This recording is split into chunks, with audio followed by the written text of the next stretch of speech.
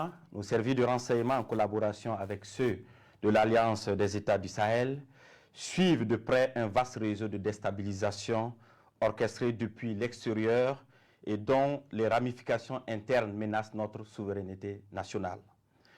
Nous souhaitons vous exposer les faits qui illustrent l'ampleur de ces manœuvres ainsi que les actions résolues prises pour y faire face. Il est porté à la connaissance du public burkinabé et de la communauté internationale que des individus résidant en République de la Côte d'Ivoire se sont activés dans une entreprise de subversion contre notre pays. Ces acteurs du chaos, appuyés par certains services de renseignement de puissance occidentale, sont constitués aussi bien de civils de divers profils que des militaires et anciens militaires ayant quitté le territoire national pour participer à des opérations de propagande et de déstabilisation. Grâce au suivi permanent de leurs activités, nous avons pu déjouer plusieurs tentatives de déstabilisation, aussi pernicieuses qu'incessantes. Face à ces échecs répétés, ces individus sans foi ni loi ont opté pour un énième plan.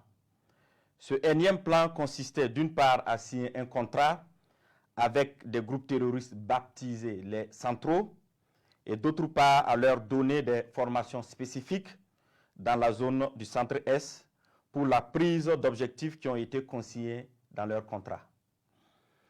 Ils devraient en premier lieu mener des actions violentes contre des civils innocents, puis en second lieu s'attaquer non seulement à des institutions de la République, mais aussi à plusieurs autres points sensibles.